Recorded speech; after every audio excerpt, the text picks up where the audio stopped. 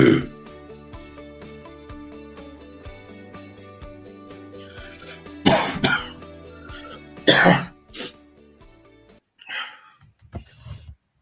evening. We're live. It's 7 o'clock. We've done it. We've actually started on schedule and on time. Not bad. Lucky episode 12. We thought we'd get it in before episode 13 next week. You are tuned on time to the Friday night football pitch with myself, Cammy McDonald. As always, Dennis Newell. And tonight we're joined by Hearts fan. And then the story of how he became a Hearts fan is interesting. It's Rod Morrison. Rod, good evening. Good evening. How are you doing, Cam? Hi, not Dennis. Bad at all, mate. Not bad. Good evening, Rod. Dennis, how's things? Yeah, I'm fine. Aye. Good. Do the sponsors first of all, as every week we're sponsored by Kits, football kits. At Kits Scotland, I'll get this right one of these days. At Kits Scotland on Instagram. Sorry, Paul. Provider of football kits at a good price to anybody. So go on to Instagram if you can find them at Kits Scotland. Join them there and order your football kit. Dennis, in the space of 10 seconds. I know. And I've made a complete and utter mess of it. So I've fallen over that one. Dennis, do you know what it is? I'm in shock over the Scotland performances this week, or Scottish clubs performances in Europe this week. You've nothing to bitch about. No, definitely it's been good. But I think if we go back to last weekend, we can start there maybe first, and then we'll hit the European ties. Yep. As we go along. Yeah. Did you both see the Celtic Aberdeen game? Bits and pieces. Obviously, I was at a game. I watched the highlight. Yeah. Well, I've seen the whole thing. Excellent, from start to finish. My belief in football was rekindled on watching that. I thought it was outstanding. Back to the old days where you used to get people having a go, good talent on the park, and it was refreshing to see it. And I must admit, I thoroughly enjoyed it. I said last week 3-3, Cammy, would have been a good result for everybody. Well, 2-2 matches, it's just the same. You would never have dreamt on the Friday when we're talking about it that Celtic would go 2 up and they would lose that lead. And in actual fact, could have lost the game at the end of the day. Yeah. Duke's penalty claim, whether it's debatable or not, wasn't allowed. And that easily I made it 3-2. The changes that Aberdeen made at half-time were absolutely excellent and an instant result. Celtic were on fire. The first 20 minutes in that game is probably the best I've seen in maybe 5-10 years of a Premier League match. It was that good.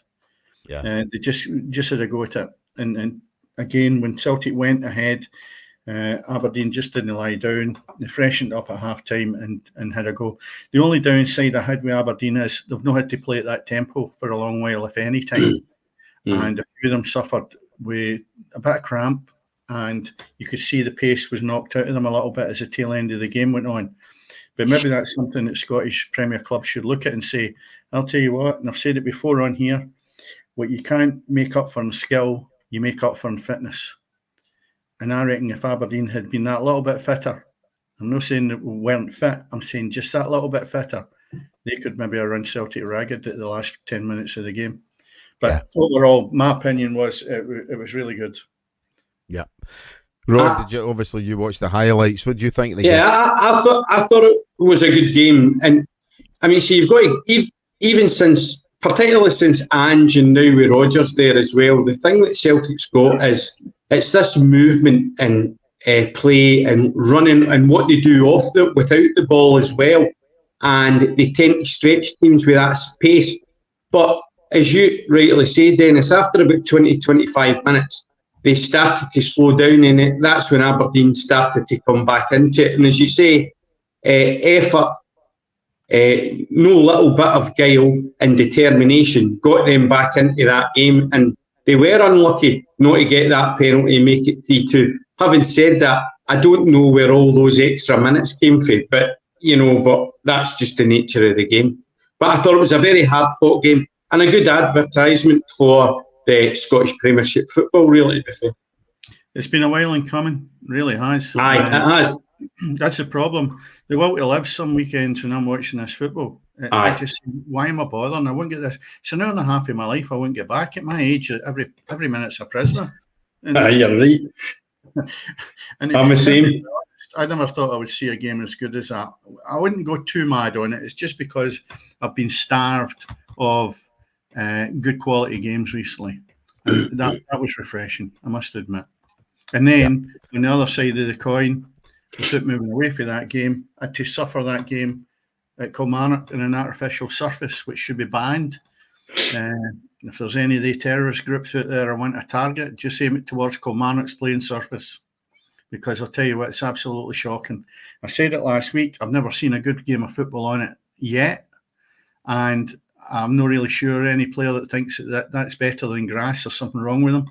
But it was terrible. It didn't make a good game whatsoever, other than the fact that, well, we can get into the Rangers game if you want to start that. But Celtic and Aberdeen, we're finishing off in that. I think we'd all agree that it was entertaining and it was good. Yeah, 100%. Well, as I say, mate, you're talking about a grass pitch there. I was at Stirling Albion Clyde on Saturday.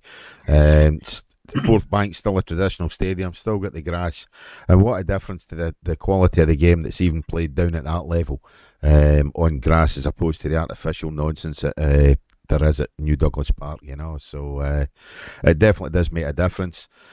I've seen it again at Edinburgh City, as I've said to you, you know, that the ball runs through her, it bounces through her, and certainly at that kind of level, I think grass makes all the difference as well, you know. So I've got to agree with you on that one, Dennis.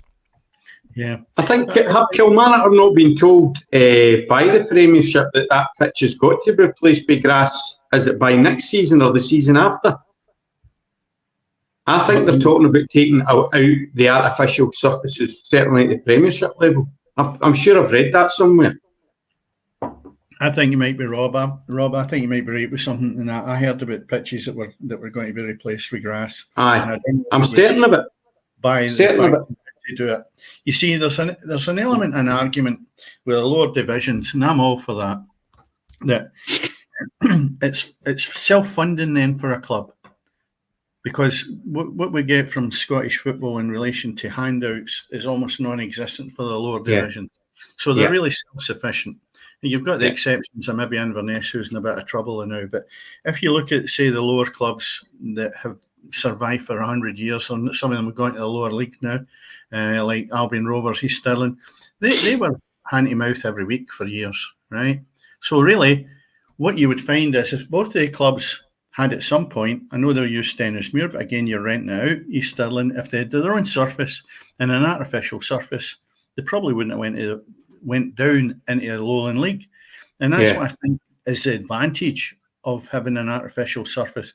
But other than that, nothing, absolutely nothing. Training on it, okay, but it's still not the real thing.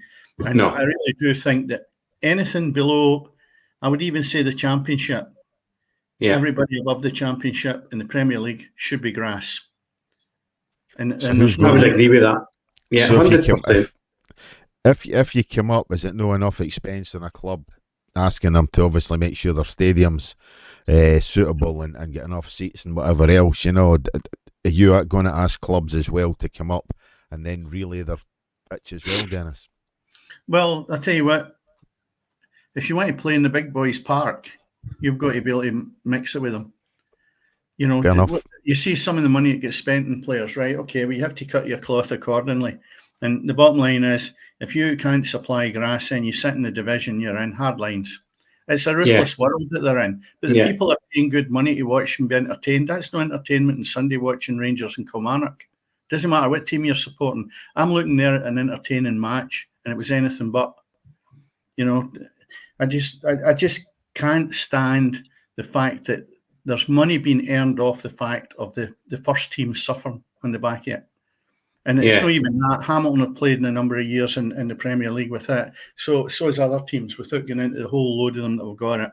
But they need to dig them up. They need to put grass down. And we can then hopefully move forward and say it's a level playing field, so to speak. But I'm definitely not for it. I would change it tomorrow. And as I say, I would agree. The lower clubs, yes, because it helps finance their season. But Cammy, there is a lot of difference when you get into the Premier League money-wise as against moving down, say, to somewhere like Clyde or Elgin or something like that. If Elgin has an artificial surface, look at the community that can get the benefit from it. Yeah, And no, I know.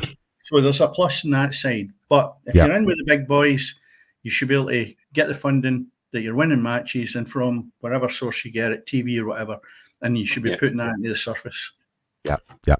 Well, moving away from the league stuff at the weekend, and obviously, as you say, that the difference for the sublime to the ridiculous between Celtic and Aberdeen, and obviously Kilmarnock and Rangers to midweek there in Europe. And as we were talking just before the show, as we came on, I can't recall the last time, certainly, that we've had 3 games in Europe. All sides have ended up unbeaten, or all Scottish sides have ended up unbeaten. Yeah. But not just that, not one of the 3 of them conceded a goal. Hearts winning 2-0, Rod, which I'm sure obviously pleased you, beating Omnia Nicosia. Rangers beating ABCD, XYZ, or whoever they were, 4-0 last night. And obviously Celtic going to Atalanta and getting a 0 each draw in Italy. Even that's a fantastic result, Dennis. Oh, without a doubt. I mean, I could sit here and nitpick and say the opposition wasn't what I expected during the week. But when I sit there and I look at the leagues just now, and I look at Hearts, there's 36 teams in each of these divisions if we take the Conference, Europa and the Champions League. Yeah. You look at where Hearts are sitting in now, they're sitting 6th. That's in a qualifying position. I know we've got a long way to go, right? There's no question of doubt. But know what it proves to me?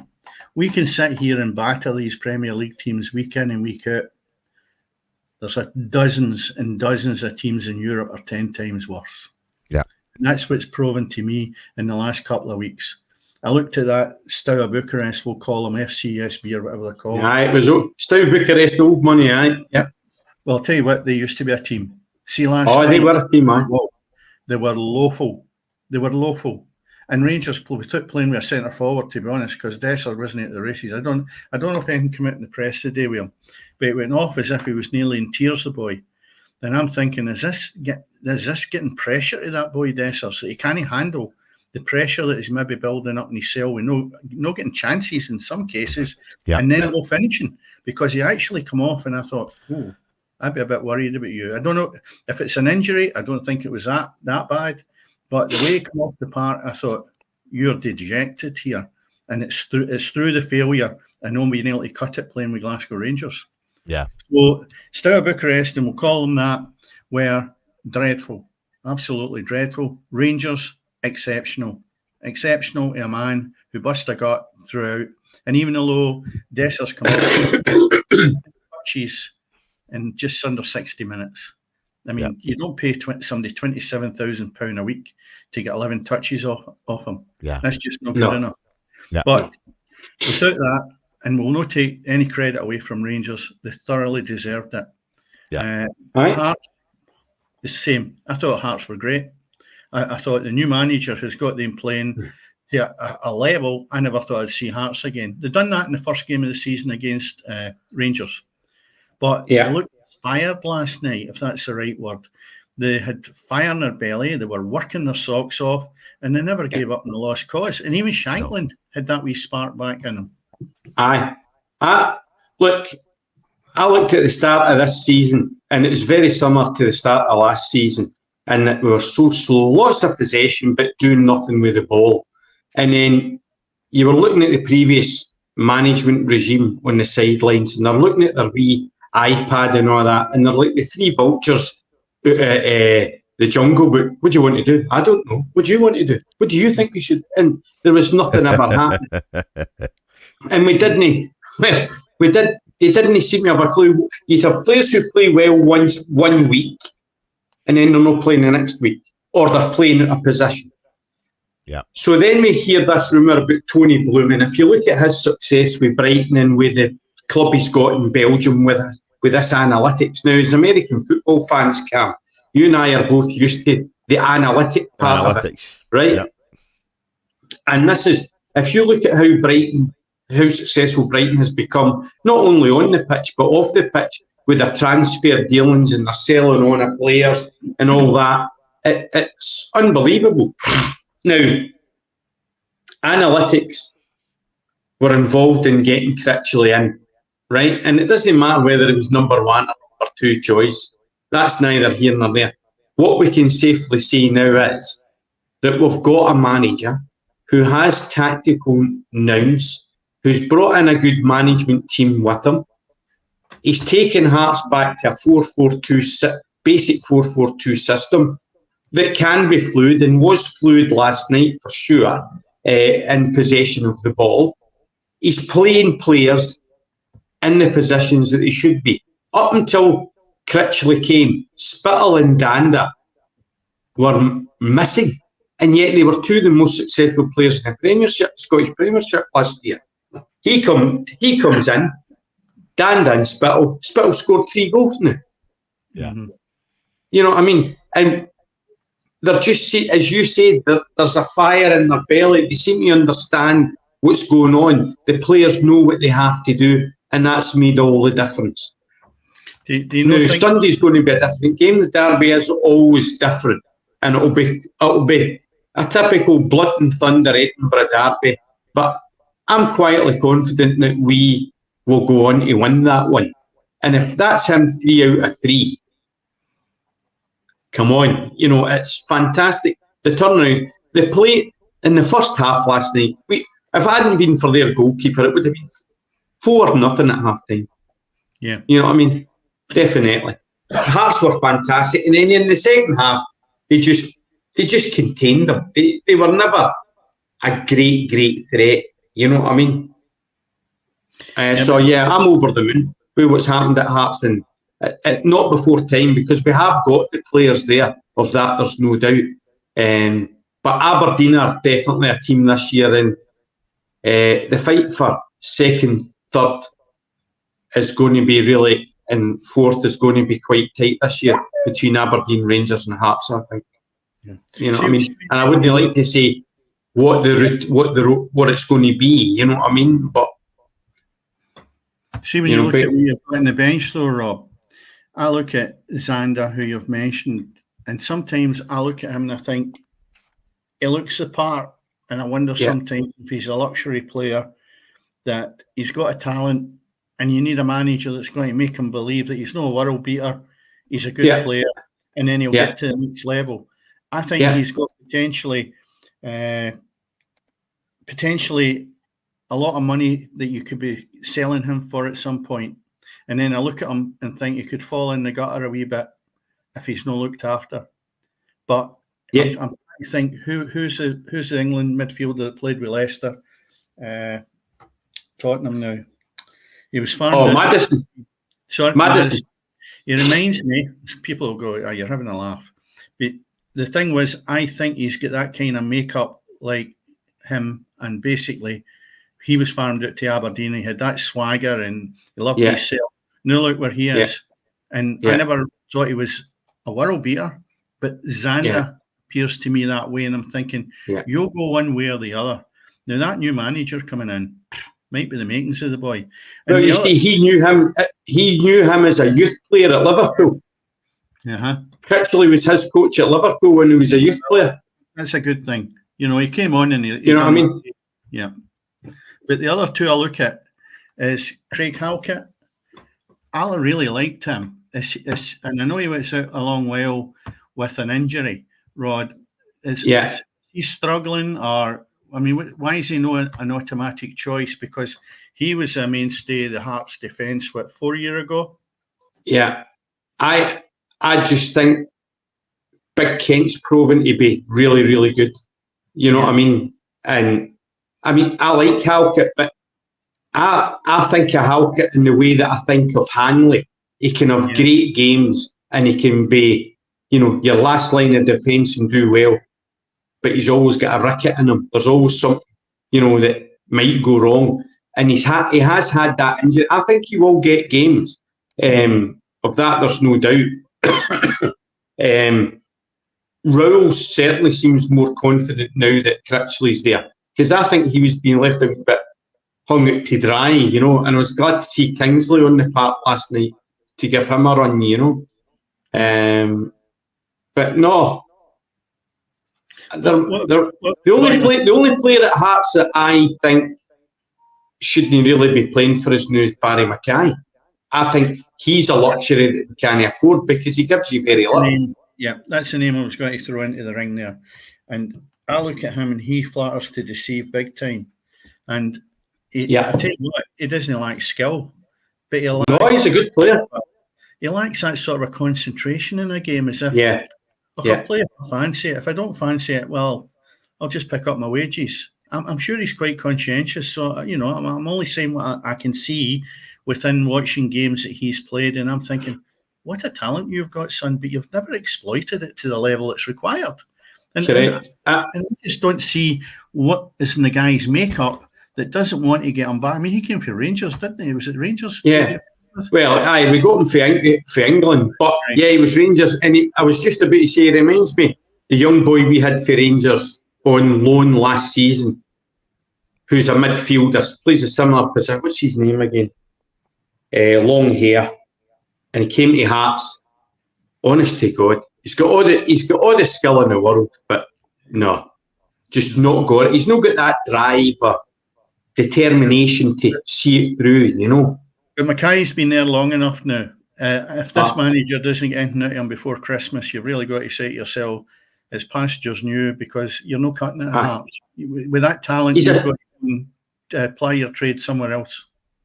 Yeah, he's a championship player. He's not a Premiership player. Right. Or if he is a Premiership player, he's low, really low level. But the thing is, you're not going to get... He's a flash player. He'll give you flashes and he'll score the odd fantastic goal, give you the couple of nice wee touches, and then that's it, Yeah. Well, anyway, it'll be interesting to see how Hearts perform in their next European tie, which I'm just looking at. It's a wee bit away, isn't it? Fortnight. Is it? Aye. 2 weeks last night. 2 weeks time. 2 weeks last night. Yeah, that'll be right. So we've got the midweek it's in November. It's just there's a pile of fixtures between now and then. We've got 5 games in 15 days. Hearts for Saturday. So that's 2. That's incredible. Yeah. Yeah. Mm-hmm. Yeah. So Hearts, pat themselves on the back big time. The appointment was it's been a good start for him, Rod. Yeah. But the pleasing thing as well, as you've said, Cam, is that, clean sheets for all 3 teams. And it seems to have at last dropped into Rodgers' mindset that Celtic can't play the way they play in Scottish Premiership in these European games. Can't. No. And so he changed it and he played a different style and he got his result away from home, which was good. Again, without having a go at the opposition, it may well be because Celtic stopped them playing, but they were a shadow of the team in their first game. They really were. Yeah. But having said that, you take them on that 90 minutes, it doesn't matter how good they were at the last match, that doesn't count. No, exactly. It'll probably have shaken them. Celtic magic boost for them, definitely. Because I'll tell you what, coming off that Borussia Dortmund defeat, that's a hard one. And I'll tell you what, if I was a manager, I would be going, please don't let this happen again. Because all the good work that he's doing in the Premier League goes down the toilet. And they really like Rangers as well. You've got a manager there, and I'm sitting there thinking, time's up for you if you get beat. This is 24 hours ago. Yeah. Because if he had get beaten, I think the jury's really out big time. Now he's out of jail, so we'll leave the jury, so to speak, till after next week. But for Celtic, in that point, I think it was absolutely excellent. They've not moved anywhere in their league, the Europe League. They're still sitting in 20. But I'll tell you what, they're still in, and you're looking at 16 teams below them. Yeah.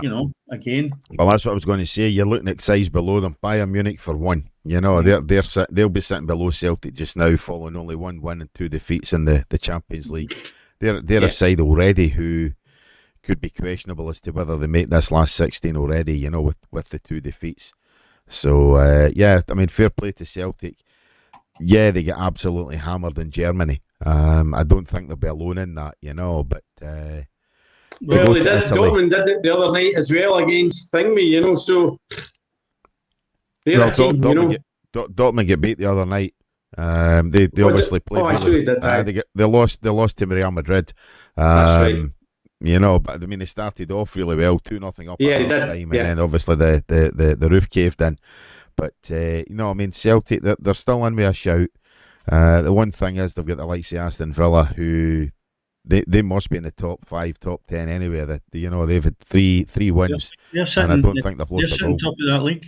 Aye, Yeah. so it's certainly going to be difficult for Celtic, but 4 points out of 3 games, Dennis. I don't think there's many Celtic fans would have queried with that or argued with that had you offered them at the start of the competition. No.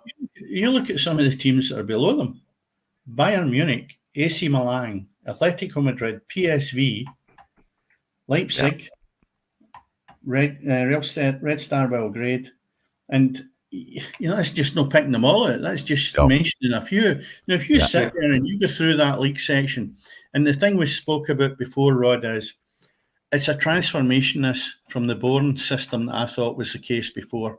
You get landed with 3 European football. Yeah, but you don't particularly like with your 4 teams. Now you've got 36. Yeah, absolutely brilliant, and it's right across the board. Yes. So you've got your Champions League, Europa, and then your conference, and you can sit and look and see where they all are. It's a bit confusing trying to try and watch highlights of them all, though. Too many games on, and there's games you've got to be selective in picking. And I go, I wish I'd watched that one because the scoring's been good and it's been entertaining. But no, I think, and then you look at Rangers as well. They're sitting really comfortable in their league. They're sitting in 11th, and again, big teams below them: Porto, Fenerbahce. And I heard a nice good one from Mourinho, who was interviewed, and he was talking about I think he's maybe getting disillusioned with the European Championship matches and games like that. Yeah. And he says when he leaves Fenerbahce, he will then look at a club maybe in England in the lower divisions, so they're not involved in Europe. And I thought, you're having a laugh. You wouldn't last 5 minutes in a lower division in any country. Seriously, what a delusional man he is. So that was just a snippet on him. Roma's there as well, and Man United sitting away down in 21st position. Hey, I was going to say, the Man United job might become available if they hit the Championship. They might well be in a lower league club, Dennis. That's true. But there's a lot of teams there sitting below Rangers. So, right, what I said at the beginning, we can come on and criticise them all we want. The Premier League in Scotland's not as bad as we want to make out every week. No, it's not. It's not. I'm just hard to please, Rod. I'm really hard to please. Then I'm looking for a game like Celtic and Aberdeen every Saturday somewhere. And unfortunately, we're not getting that. No, we'll not get that. Not every week. No. Because even the Edinburgh Derby this week, there's skill levels won't be that high, I don't think. It'll be the typical blood and thunder. Be plenty of excitement and all that for sure, but Having said that takes us on to that game anyway. What's your thoughts on that in relation to how you find that Hearts are looking as if they're transformed just that little bit in 2 games? Where do you see I think they're chalk and cheese from what they were, and it's just basically down to better management, better communication, players seeming to know what they want to do, simplifying the formation, giving them the tactics, and every player knows their role and their position. And it just confirmed everything that had went on before that. There was none of that, or very little of that, prior to Critchley arriving. I think it's probably going to end up a draw, but I think we could sneak it. You know what I mean? But I think it'll probably end up a draw. Yeah. What do you think the problem is we have? I just don't think that they've improved defensively as they should have done. That has created the problem for the last year and a half. Their defence, central defence, or their whole defence, if you want to call it that, has been pretty poor. And it's not been up to the standard you would expect from one of the big boys in Edinburgh. I honestly think that the best team in Scotland for transfer and sale on and all that, and I don't know how they keep doing it as Celtic. They seem to have a formula in place that seems to work for them. If you look at, for example, how much has Rangers spent on their first team and their players in relationship to Aberdeen, and look at the difference, right? And I think Hearts certainly have in the past, recent past as well, and distant past, and certainly Hibs are guilty of this, is that they seem to impulse buy players. You know, they're not necessarily the fit or whatever.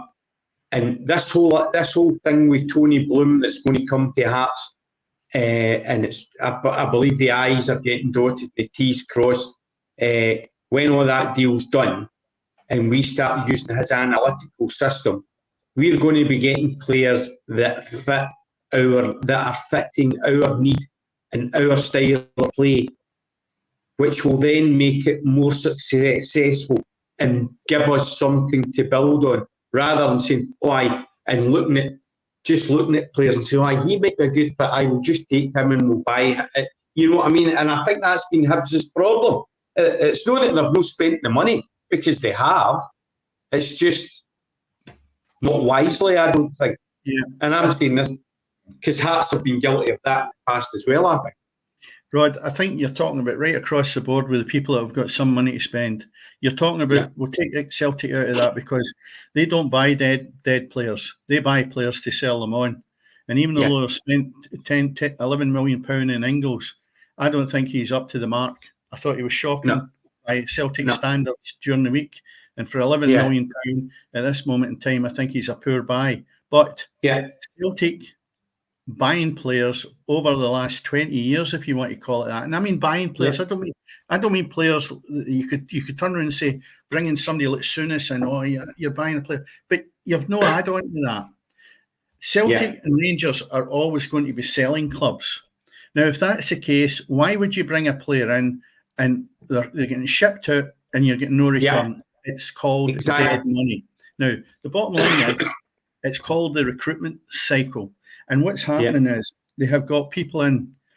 Ross Wilson was at Ibrox and caused a lot of damage in relation to what was brought in. Not solely him, but I don't think that he made a great contribution. And it was the start of the rot, because it's still continuing.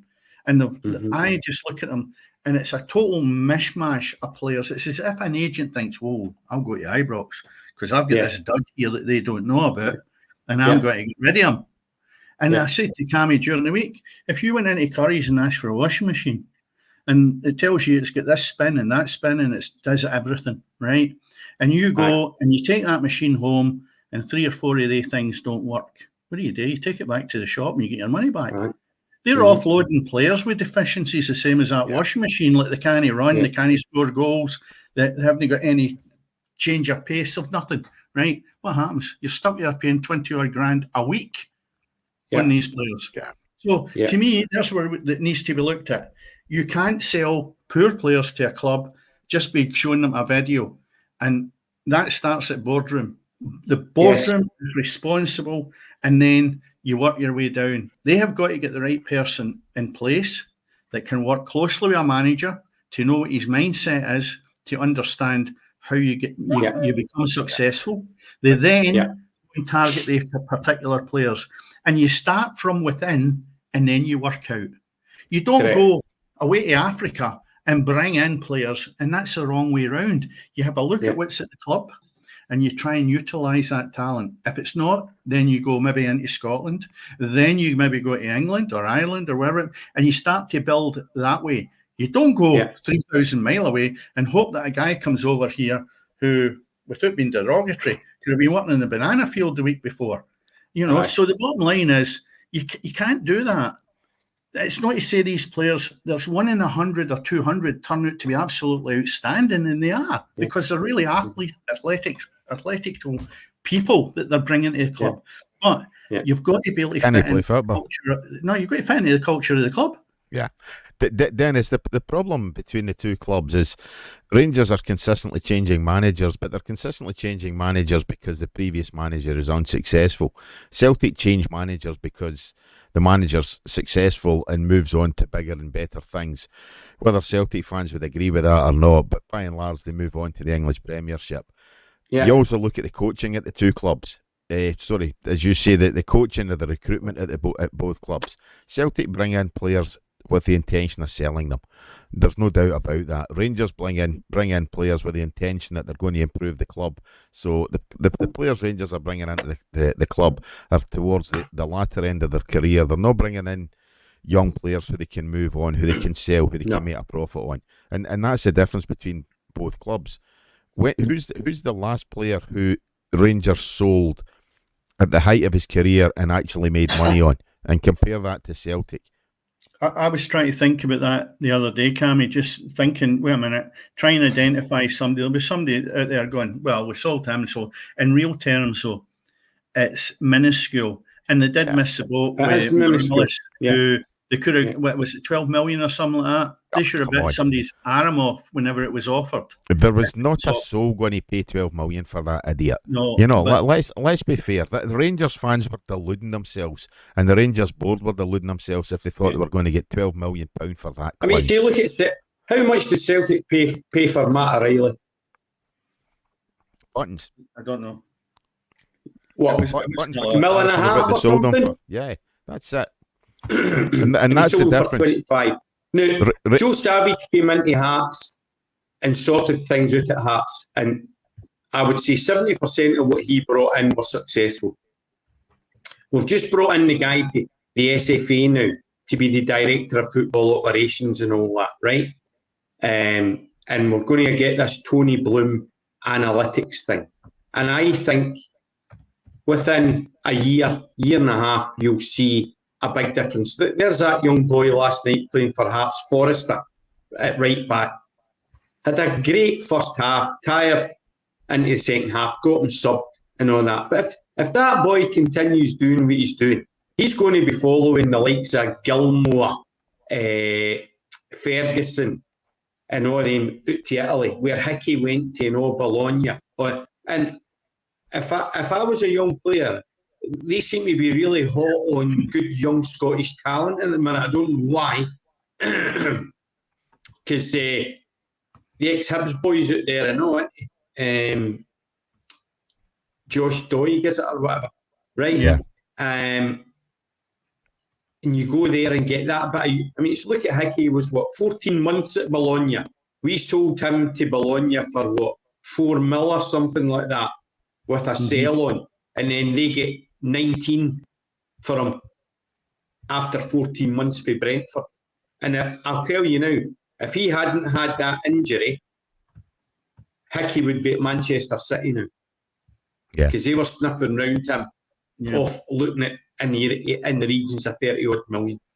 Yeah. Well, Mark O'Reilly was signed for Luton, wasn't it? No, it was MK Dons, was it? Milton Keynes. Was it MK Dons? Aye, MK Dons. £1.5 million they paid for him. Aye. And that's the 4 difference. seasons at Celtic, 25 million. You know what I mean? Yeah. And there's the difference between both clubs.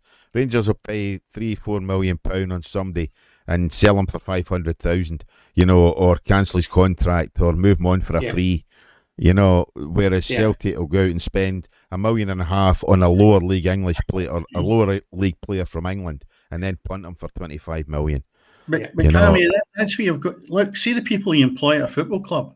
It's not a meal ticket to run around Europe and actually bring in some rubbish. No, and that's what and Rangers I think that's are doing. what's been happening. They're just willy-nilly going and bringing players in. And listen, I can put a video of me together at 71 that could still look not too bad to sell to Rangers, right? The bottom line is... As long as you don't show them the first game for Stranraer against Clyde. I need a Zimmer, right? So the bottom line is you can put something together. And unfortunately, the days are gone when you used to find the likes of Jock Stein standing at the side of some junior pitch, looking at a player he could maybe bring into the first team, or somebody going to Shettleston Juniors and watching Bobby Russell playing. The days are gone, right? So what happens is I would like to know when the last manager at the Premier League actually went to a touchline before a player was signed and had a look at him for 2 or 3 games. Yep. Now, you might say he's Aye. not got time now. Well, you need to make time. I'm sorry. You need to make time. Yep. Or you need to take your right-hand man and shift him across to wherever that player is. And that's the problem we've got. As I say, if it's 3,000 miles away, it's not as convenient to be going away over to Nigeria or somewhere like that to have a look at players. And that's where I think there's plenty of talent in Britain that we need to be tapping into a lot more. But they need to stop these agents running riot and getting a good earning out of it and just bringing rubbish into the clubs, because some of them are rubbish. Yeah, Dennis, we had Andy Burrows on the show a few weeks ago, and he's talking about the quality of player that's down in that English non-league. They have to be better than some of the half-wits and the rubbish that Rangers are bringing in from overseas. Yeah, but the other thing for me is how much per ratio of income do Rangers, Hearts, Celtic, Hibs and all that spend on youth policies, right? And per ratio then, out of all of that time and effort that we put into these young fellas, right, how many actually make it into the first team and actually then get a career out of it? Now, Hearts, I know for a fact, young boy Forrester's got a game, the boy Wilson's there, right? We've just loaned out Denham, Pollock, and is it Sandilands? Is it? No, he's in the B squad. There's somebody else. No, these are all potential good first team players. And for me, give them a roll of the dice. Give them a run. Let see how they go. It's good to give. I mean, see, this is Finlay, Pollock's and Denham's 3rd or 4th season out in loan. How many seasons in loan do they need before they get a shout? But Rod, as football fans, you're going to be highly critical if your club's playing youth players and not successful. The only way that's going to work is if Hearts are getting results, or if Rangers are getting results, or if Aberdeen or whoever are getting results. You're getting results with young players, and your manager or your youth policy is the greatest thing since sliced bread. If you're not successful at all, it's very, very quick before these managers are going to be getting hounded out the door and chased from the club by fans who are seriously pissed off because their club's not succeeding. Yeah. No, I get that, and it's about instant success. Yeah. And success rates of making the grade and becoming a footballer are 1% to 2%, I would have thought, of the people going into it. I don't know that as a figure or a stat, right? But I'm just thinking about, I mean, you see, Hearts' turnover is now pretty reasonable. I would say maybe we're the 3rd or 4th in Scotland. But we plough a lot of money and time and effort into that. Yeah. For what are we getting out of it? Because we're even restricted on selling on until they get beyond a certain age. Do you know what I mean? You only get a development fee. Yeah. You know? So as you say, you're throwing good money after bad. Anyway, I think that's enough on the perils of Scottish football. That completely went somewhere we didn't intend it to. Dennis, we've looked. No, not at all, Rod. As I say, it's a great debate. I think for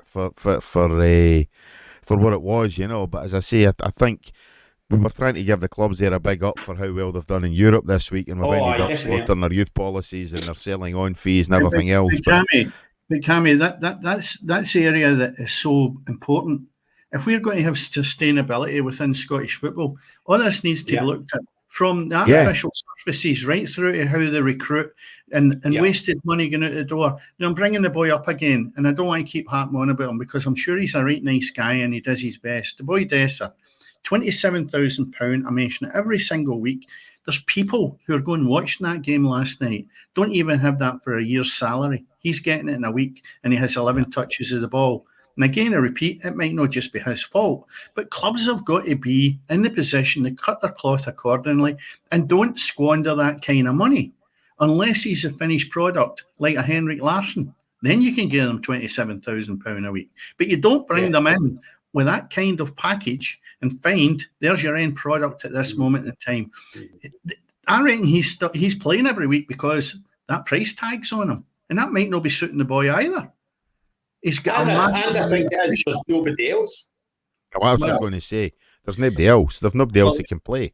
The other boy that come on the other night, Agami, he scored his first goal, right? Now, I think he's been there quite a while, but you're right, there is very little at Ibrox is going to finish.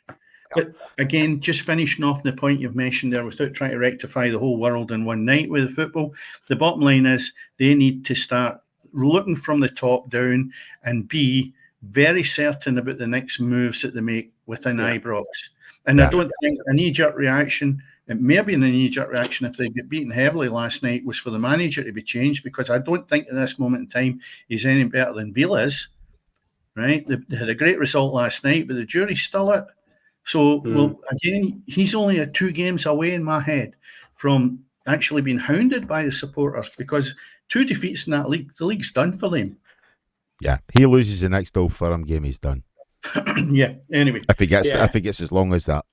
Well, let's not take away from his enjoyment at this moment in time, because that was a great result and a great bounce back from Kilmarnock, which was a bit of a shambles for them.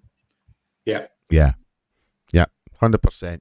Anyway, looking ahead, Dennis, to the fixtures over the weekend. How are we looking in the Scottish Premiership? Yeah, we've got a massive week ahead, because we've got games on Wednesday as well. So we've got Saturday, Sunday and Wednesday. Tomorrow's matches is given as Dundee and St Johnstone, Ross County, Kilmarnock, Aberdeen, Dundee United. Fixtures out of that, Rod, what one would you fancy watching? Aberdeen, Dundee United, maybe? I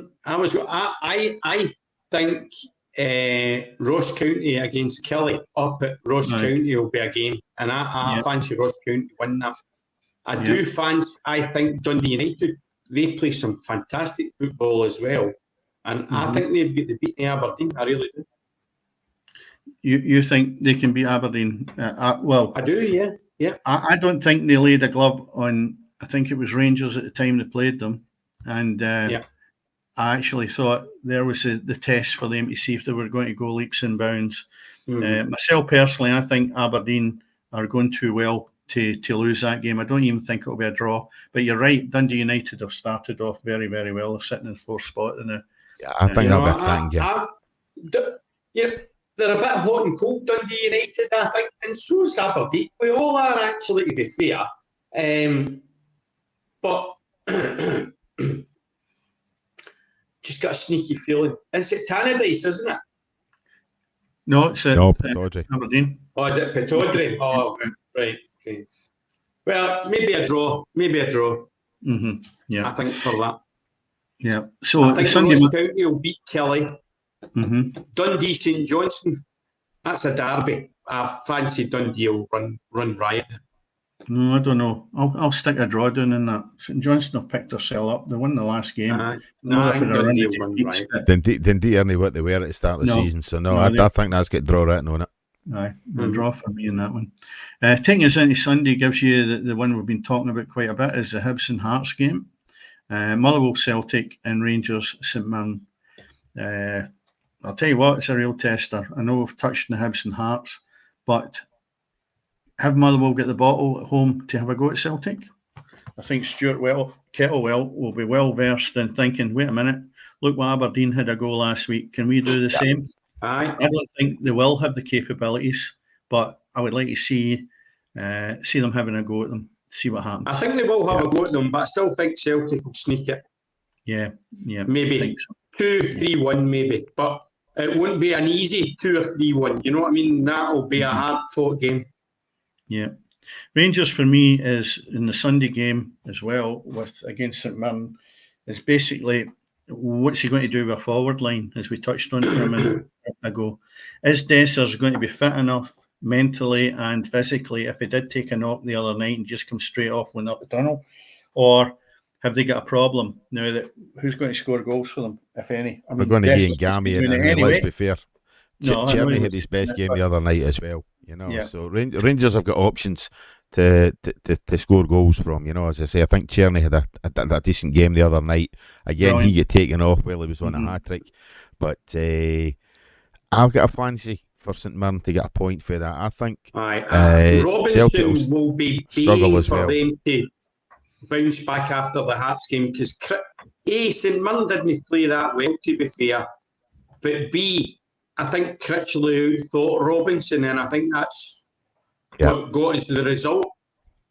4-0 wasn't flattering, that's for sure, but that's the worst St Mirren performance in a long time, and I think Robinson will have them fired up something rotten for that game on Sunday. Yeah, and I was going to say, I think a draw. I think as disappointing as Rangers have been this season, I think St Mirren have been equally disappointing. I think St Mirren, the expectations were that we're going to succeed in the top 6.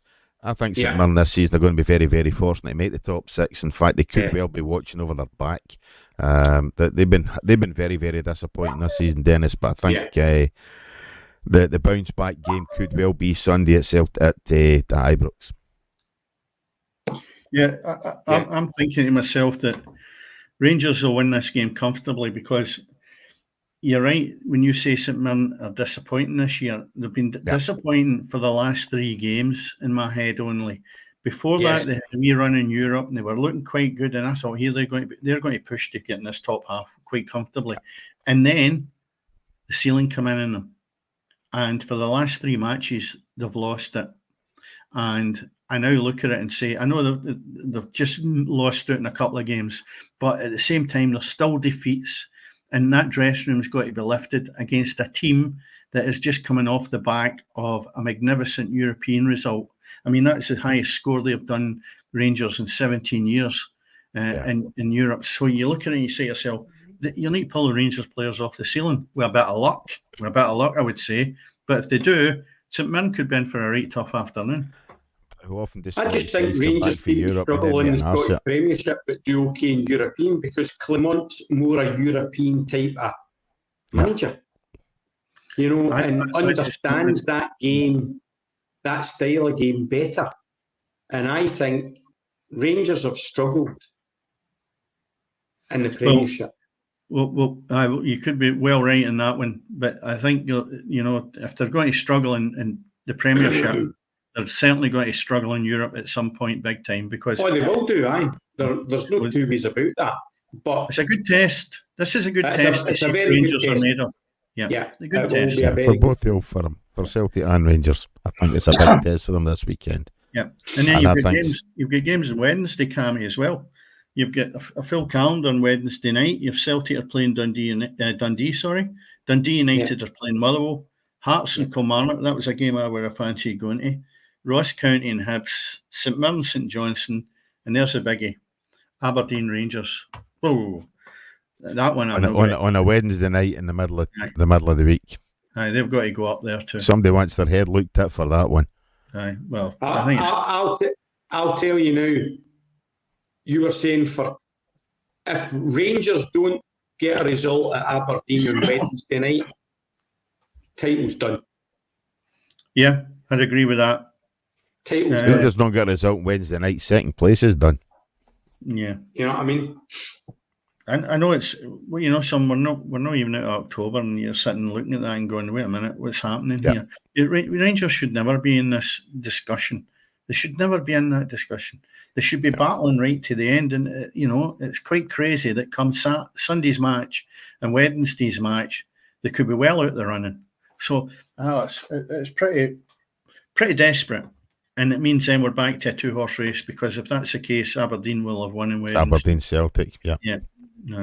So the other tie, obviously, Dundee coming down to Parkhead, Dundee at home to Motherwell. That'll be a right good tie. Dundee United at home to Motherwell, same. And Ross County Hibs, and again Ross County, if they get anything at the weekend, Hibs will be under it, especially if they get a difficult result or a difficult game against Hearts at the weekend. It'll be a hard game, definitely a hard game.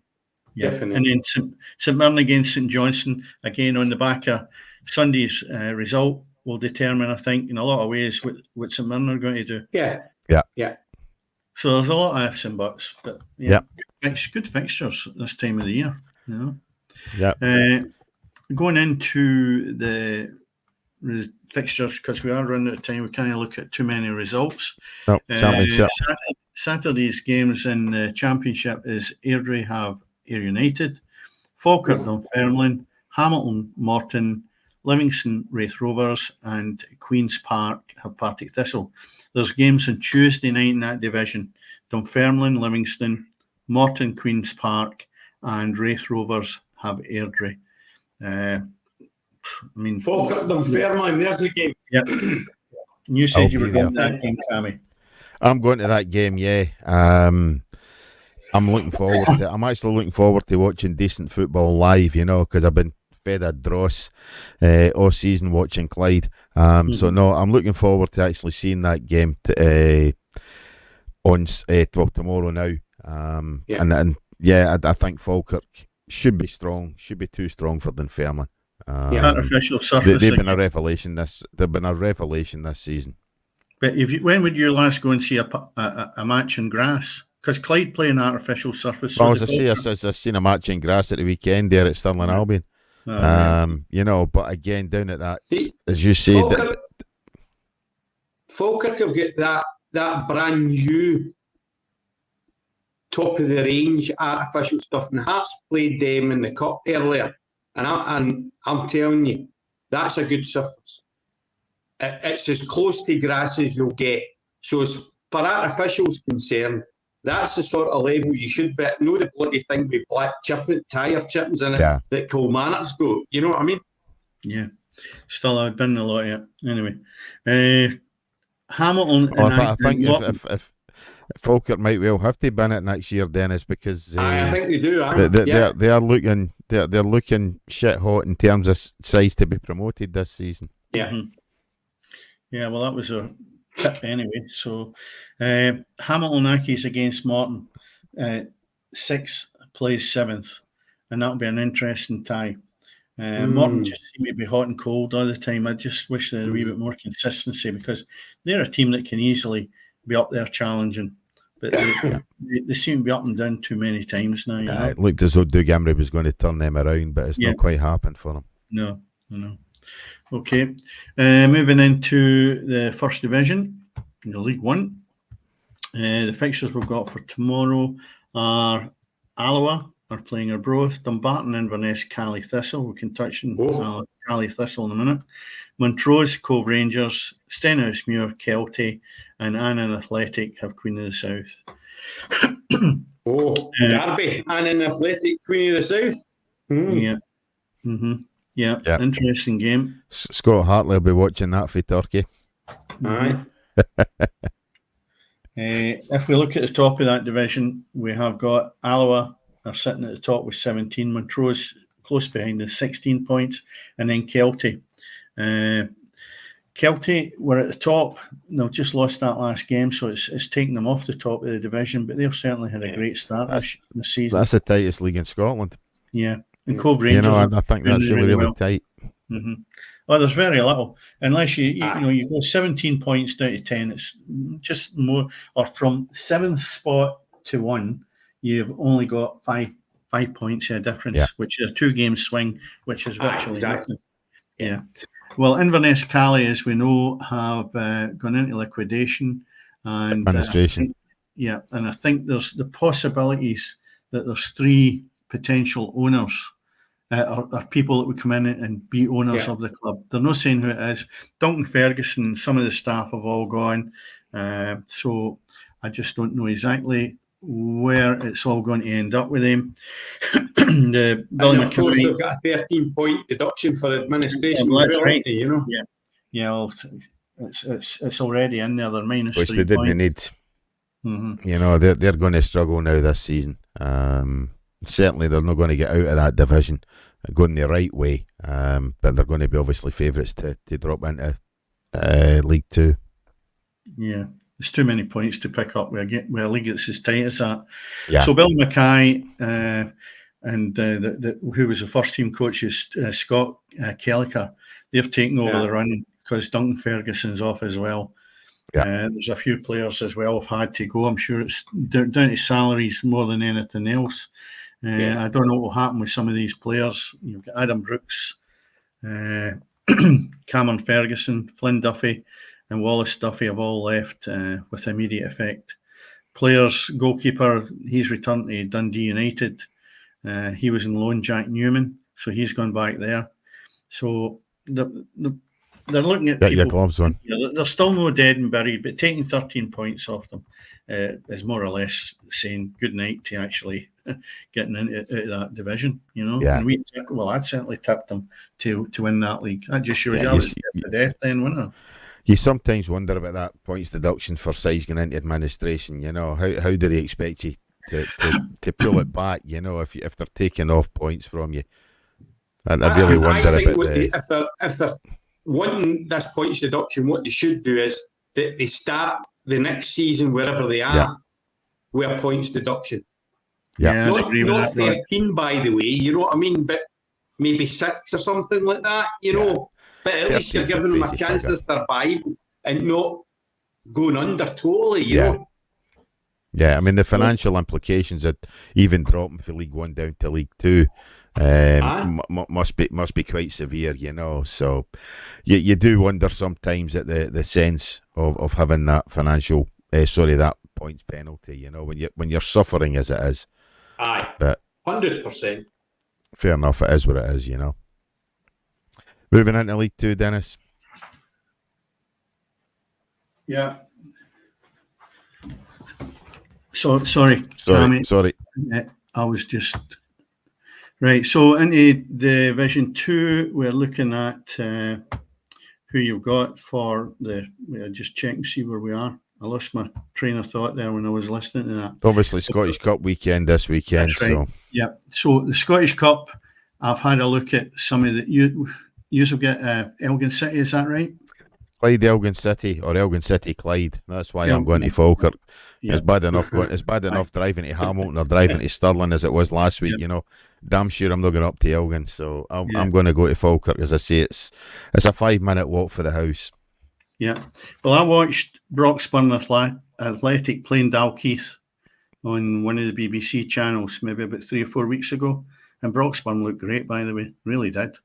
Dalkeith suffered with them. And they are playing Auchinleck Talbot tomorrow away, Broxburn. Pretty good tie that'll be, honestly. Yeah.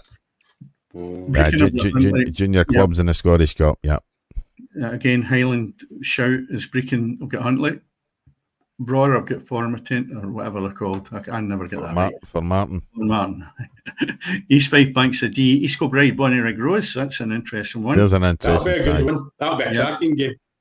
Elgin Clyde. Forfar, we can talk about Clyde just for a minute when we finish. Forfar and Berwick, I'm just running through some of them. And what I found out when I was looking at these fixtures was I didn't know there was a Bonesh United, and I had to go and look and say, is this a misprint? I thought it was Bonesh United, but there's a Bonesh Athletic as well. Both of them are in the Scottish Cup. I didn't realise they're Bonesh Athletics. So I did that. Well, they've got Stirling Albion. And I had to go and check that out because I thought, I thought it was a misprint. Yeah. But it shows you much I know about these teams. When in actual fact, the bulk of them, I wish that it was there when I was managing junior, because I always felt it would have been great to get into the Scottish Cup proper if you were in a junior club. And that's happening now, Keith, we've got Clyde Bank. Who was it? There was another fixture there. Excuse me. Spartans, Cowdenbeath. Now you could find there that Spartans could maybe go in a wee run in this because I think Spartans could beat them. Yeah, they could go in a wee run. So there's quite a few fixtures. I was just picking out a few there. Bonesh Athletic were known as Bonesh United. So there you go. Yeah. So it is actually Bonesh United. They've just changed their name. So they were actually formed initially as Linlithgow Thistle and were then known as Bonesh United between 2019 and 2021, but they are now known as Bonesh Athletic. So there you go. So they've split away, and Bonesh United have still kept their name, and you have 2 teams in. Because Hillabeath has got Bonesh United. Aye, there you are then. Interesting. It would be good to see Bonus the two of them United- up against each other. Dennis, Bonus United are not a junior. Bonus United are playing in the Lowland League. Aye. So they won That's it. what They I'm won saying. the East of Scotland, and they got Yeah. their SFA membership in 2020. So there you are. Aye, I didn't realise that. There you are. Anyway, so that's the Scottish Cup ties that are on at the weekend. And I don't think there's much more that we can discuss. The English Premiership, we've run out of time, really. There's some Yeah. good games on at the weekend there. Yeah, new manager at Clyde, Yes. Darren Young. Darren obviously takes over following Ian McCall's mutual consent departure for the club. And as I say, I went to see them against Stirling Albion. Clyde had 20 minutes of that game, and then they went off at half time and were absolute garbage in the second half. So that was under Neil Scally and Mark Kerr. So Kerr's left the club as well. Scally stays as assistant manager, and Darren Young, formerly of obviously one of your clubs, Dennis, and Albion Rovers, East Fife, and most latterly Stirling Albion, where he did win League Two and got them promoted. So He's got a good track record. that's- I think he'll do a good job for us. He's been round the houses with it, and I think his knowledge of that division as well will help. So Yeah. I think it'll be Yeah, decent. he's also an estate agent, so there you are. Oh well, that's why you go around the houses then, wasn't it? But that's exactly it. I thought Right. you could almost have planned that. Is Anyway, it going guys, to be a Bully wee bounce back in, Cammy? not a chance, mate, because he's still got the same players, and nobody's getting a result. Nobody's getting a tune out of them at all. No. If Darren Young can succeed where McCall succeeded last year and keep the club in the division, to me that's a success as a manager. But Clyde should not be in the state that they're in, Rod. They've got this. If they don't have the biggest budget, it's the second biggest budget in that league, possibly behind Peterhead, but it's certainly on a par with them anyway. And some of the quality of players that they have, they should just not be in that position. But their style of play And that's is what we've been saying about hellish to watch. other teams, innit? You know what I mean? Should they Yeah. have the players of that quality, given Yeah. the money that they've spent, Well, the amount of players Clyde have in League Two, there's players there have dropped down for the Championship in League One to come to them. They've obviously they've got on loan striker Jordan Allen from Falkirk, who couldn't match, who couldn't settle in Falkirk's style of play, playing one up front. And what have Clyde done all season but play one up front? So they're in a position. But Cam, you might should- find a new shouldn't manager be. changes that. Yeah, So hopefully will. And he'll this is a give, cup tie. Yeah, there's a cup tie tomorrow. The last time the two sides met was earlier in the season at New Douglas Park, where it finished nothing each. Clyde played against 10 men for 92, 93 minutes and managed 2 shots on goal. So and that's the joys of playing one striker up front. Well, I'll make my prediction in that. I'm going to take Clyde to win that because change of manager. You weren't that far away from getting something out of the game before. Elgin are sitting second in the division, maybe a bit cocky. Let's see. I'm going for Clyde. If I was a betting man, I'd put 10 pence on Clyde. I'll take your 10 pence, mate. No, you're not. I'm not giving you 10 pence. You're not getting my 10 p. Right, okay. You can pay for coffee in the morning. Aye, okay. With that, guys, I think we've gone as far as we can. We've taken the show tonight as far as we possibly can. Thanks very much, Dennis, as always. Rod, thank you very, very much. Thanks for inviting me. No, not a problem. Get us guys talking about football instead of the American stuff that we both would far rather be watching, I think, this season. But hey, never mind. For sure. Thank you, as always, if you've listened to the show. Like, subscribe, comment, tell your pals. Let's get some likes on YouTube and subscribers on YouTube as well. This has been the Friday Night Football Pitch. Everything's going on in the pitch. Good night. Night. Good night. Good night.